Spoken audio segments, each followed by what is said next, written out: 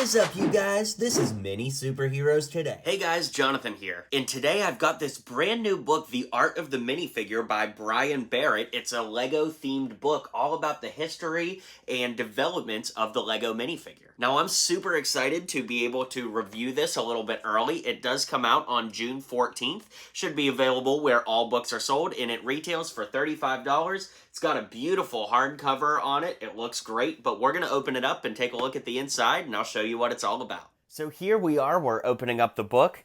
We've got a little precursor here to the history of the minifig. We'll just kind of dive right in.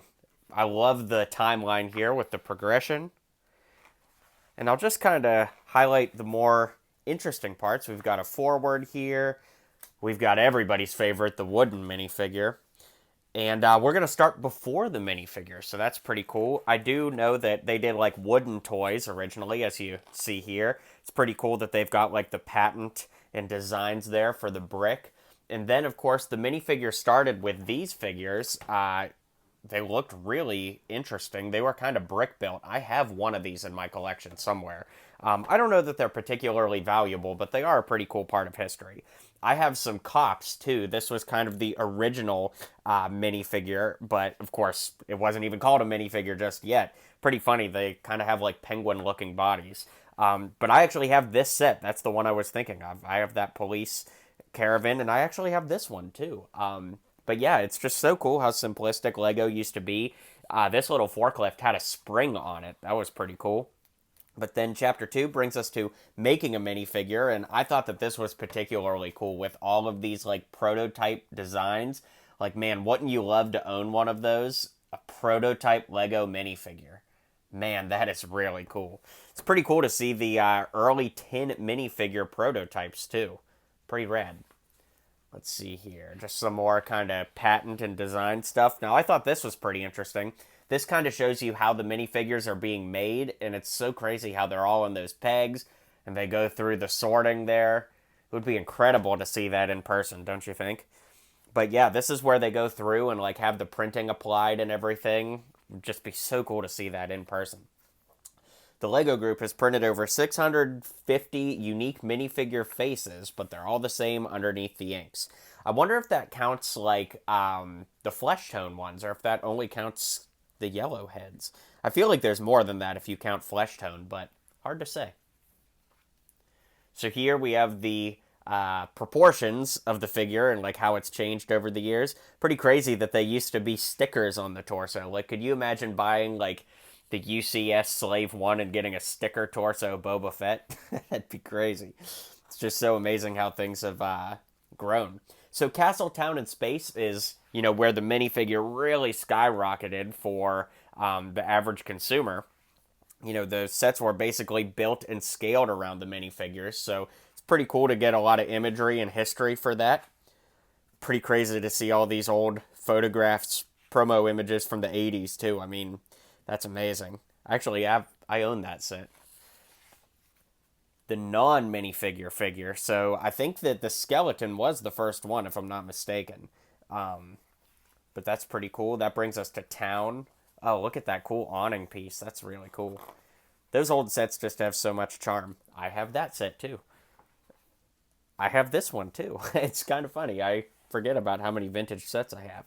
All the different colored spacemen. Now, not all of these were available back in the original run. In fact, I think the only ones available, like, in the 80s were these four and the white one, if I'm not mistaken. I think that orange, pink, and green came later.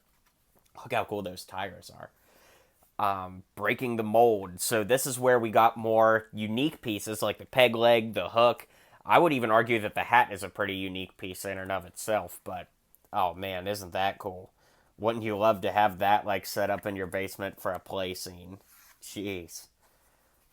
But yeah, Pirates brought in a lot of new stuff with the headbands and everything. Just super cool. The Ballad of Jim Spaceborne. Huh, that's pretty interesting. It's a graphic novel made by LEGO. I've never even heard of that. That's pretty wild. Seeing all these draft sketches are pretty cool. I love that LEGO's kept all that stuff. Meet the first. So the first ghost in 1990, first beard 1993, first dress, that's kind of interesting. The first cloth cape. my cloth cape gang. I love cloth capes. I don't really like the papery ones.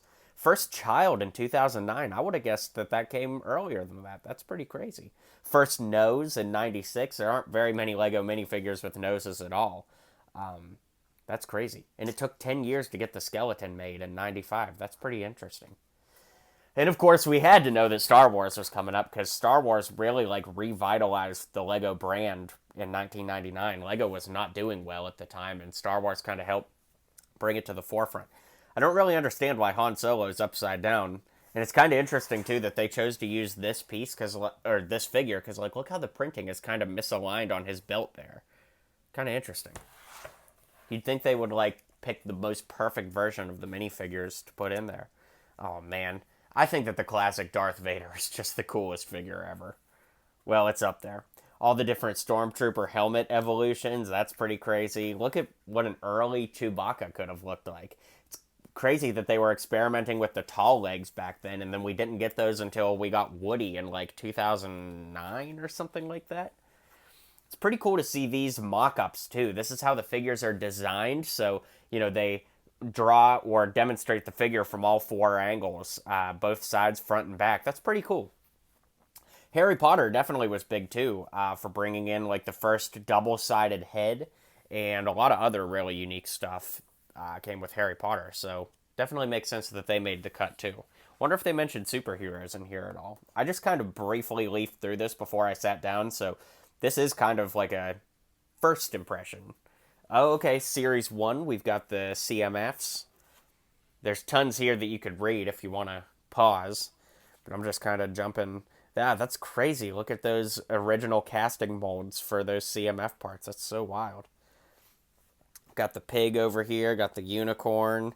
It's pretty interesting how they start off as sketches and then turn into what we know and love. I would love to have an art print of just that. That's amazing. Crazy they were going to try to do a bubble for him around his head, too. And then they have this, checklist in here for the collectible minifigure series, but this book is so nice, I don't think I would want to, check off in it. I don't think I'd want to write anything in this book, but kind of funny to see the evolution of the corn cob guy. That's pretty unique. And then there's a little section talking about, Lego photography. I guess that's our first superhero reference with the Captain America shield there. And then we have rare minifigures. Now, this talks about, Mr. Gold and some other things like the I Heart New York Yoda and stuff, but I really wish that there was more discussion on rare minifigures. I mean, show some more, that would have been really cool. Of course, that's a huge interest to me, but still. That brings us into, the movies and things like that. So, Ninjago as a TV series and all the new minifigure parts that could give birth to. The Lego movie brought in a lot of unique stuff, so it is pretty crazy to think how the Lego movie really breathed a lot of life into, the Lego brand overall. So that brings us, I guess, to what is the last chapter and what comes next. And I think that, this is going to focus a lot on, where the minifigure's going, with Lego Life. Personally, I don't know anybody that uses Lego Life, but, even things like Hidden Side, they've pushed forward, putting the minifigure in new places. Talking about the leg height difference here, Dobby has the short-sized legs, but then a lot of the Harry Potter and Stranger Things characters and stuff like that have the mid-sized legs, which actually allow the figures to be posed. So that's pretty cool. And it makes them shorter than a regular minifigure, but taller than a short minifigure. It is pretty cool to see, the evolution too, bringing in wheelchairs and babies and things like that. Really awesome. Got a reference to the Everyone is Awesome Lego set. The Women of NASA, kind of talking about all the different inclusion outreaches Lego has done. And then kind of interesting that they dedicated so much space to the wooden minifigure. At least from what I've heard from you guys have not really been interested in the wooden minifigure at all. So kind of interesting they dedicated so much time here. But that's funny. This is what my minifigure wall looks like. Displayed exactly like that. But kind of cool to see all these different ways people have made the minifigure with recycled pieces. And then that kind of brings us to the end, and I always end my video by saying, let me give you my final thoughts. So my final thoughts on this book, it's a really nice book. I think it's a great coffee table book for any Lego collector. And yeah, I would definitely recommend picking it up if you're into the minifigure and you want to read more about the history. I can't wait to read it a little more in depth after this video. All right, well, thanks again to Lego and Chronicle Books for sending this my way. Like I said, The Art of the Minifigure comes out June 14th. Let me know what you think of this book in the comments down below, and if you plan on picking it up, and I'll see you guys on the next video. Well, you made it to the end of the video. Thanks for hanging out with me today, and don't forget to hit like and subscribe, and maybe check out one of my other videos listed here.